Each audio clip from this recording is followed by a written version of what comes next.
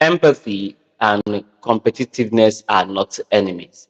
True leaders balance both to create a winning team. Good morning, good afternoon, good evening. You are welcome to Professionals Daily Devotion with Olasunkanmi, Opeifa. And this morning we continue our series on empathy, and we are looking at a very contrastive expression this morning: empathy and competition. I mean, you are saying I should compete, and at the same time step into the shoes of my competitor to see things from their perspective. I mean, except I want to deceive someone, right? No, no, no, you are not deceiving anybody.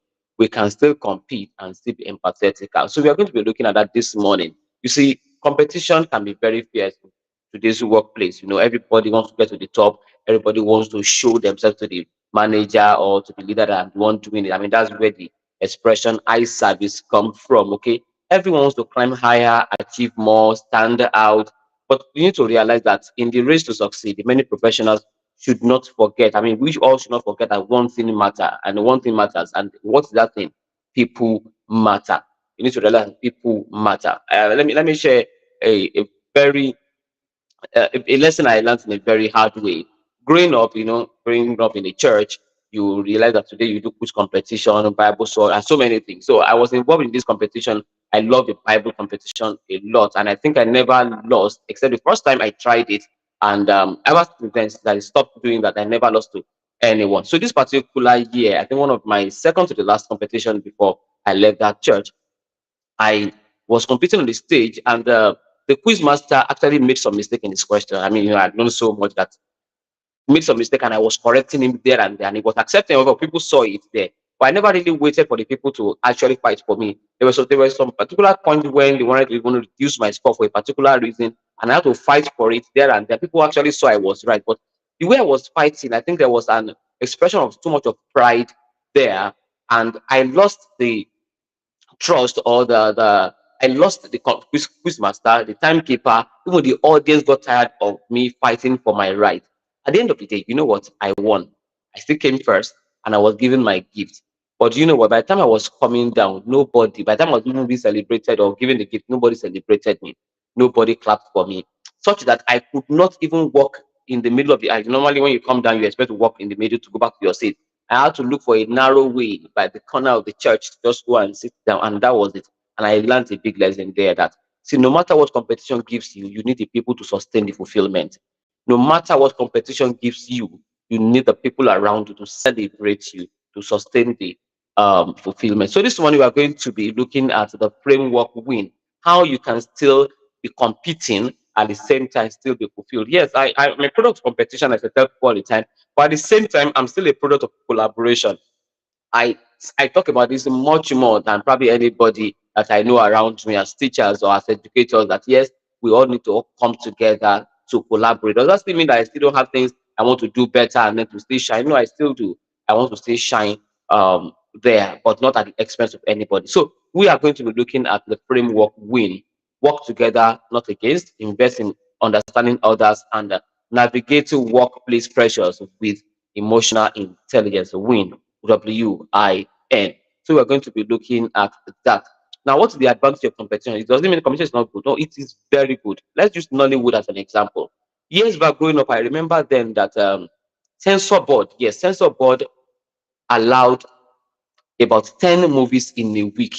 And that was the rush. You remember something like a big page lane, all those advertisements. Now grab your copy now. Okay. No, so when that started, then you could see everybody rushing to release one movie or the other like that. And about 10 years down the line, they became a very strong major industry in this country that everybody wants to reckon with. But they did that on the level of a form of competition. Everybody wants to release one thing, but almost every week we're having stories and movies competed. And at the same time, started even giving awards that the best actor, the best this, the best that.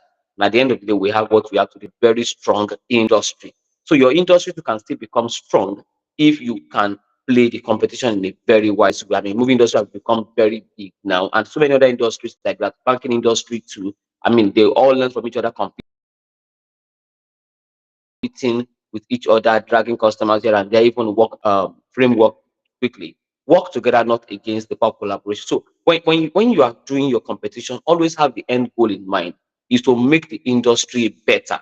As a teacher, as a professional, whichever kind, you want to make the industry a better place. Look at teaching competition, teachers competition at a particular point. Yeah, we might have selected the best teacher in a particular year, but somehow the perspective, what people used to think about teachers now is changing. Now you can now see that there is a platform for teachers to actually express themselves and talk about what they do differently. And things are changing now. A teacher now just last week won $1 million. It's Saudi Arabian teacher. Last year, a teacher in Nigeria won 10 million naira, and so many other things that we are now seeing teaching as a different profession entirely. So when you are competing, realize that you are not competing against anybody. You're only competing against the mediocrity in the field. So that takes your attention away from the person, and you are all working together. Okay. True professionals don't compete to destroy. You're not competing to destroy the next person. You're only competing to grow the industry. So realize that when you are doing that echo competition, when you're doing that poem competition with another school, it's not that school you are competing against. You are competing against mediocrity and ignorance in that field. So have that at the back of your mind all the time. The best workplaces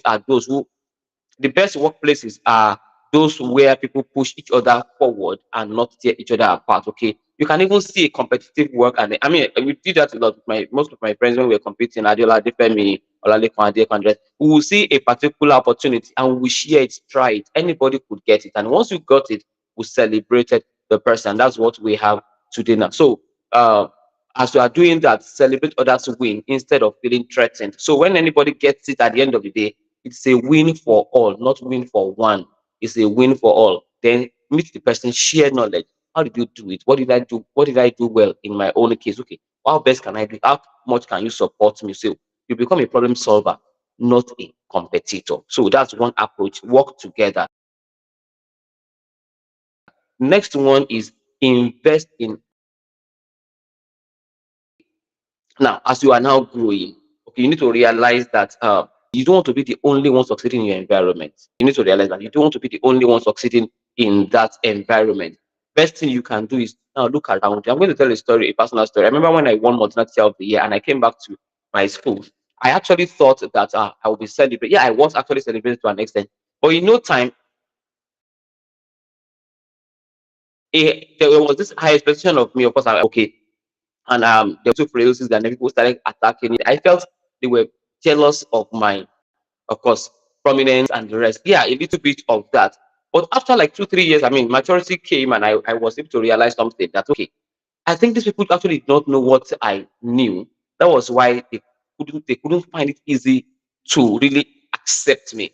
So I started bringing professional courses to them, all these professional development courses to them.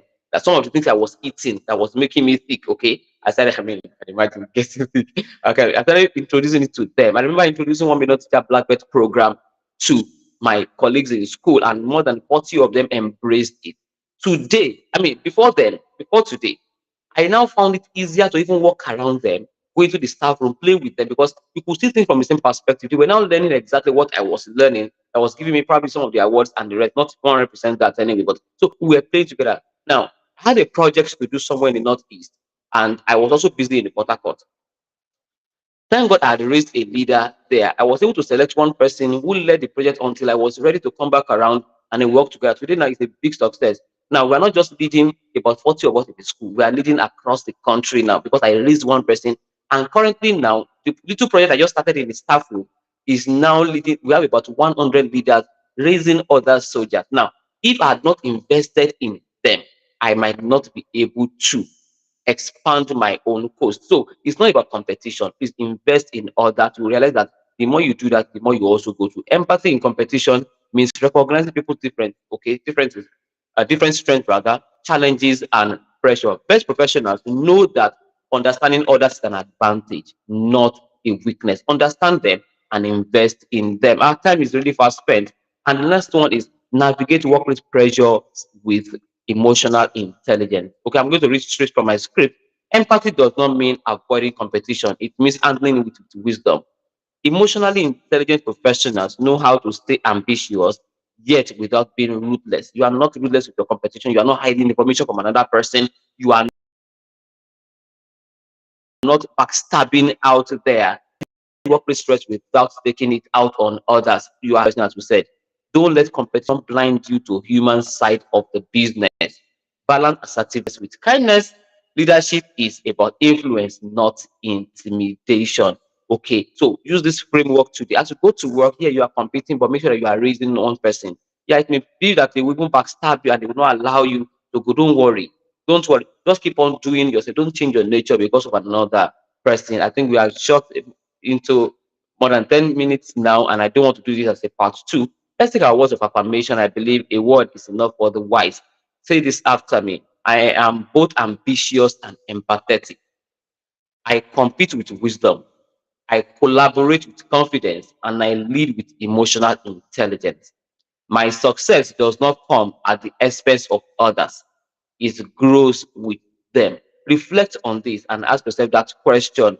Am I just being ambitious or being empathetical? You can always balance the two.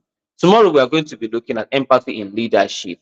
And I believe you are going to also learn a whole lot. Thank you so much for joining today. And forgive me for extending it beyond 1 minute. Thank you so much. See you tomorrow.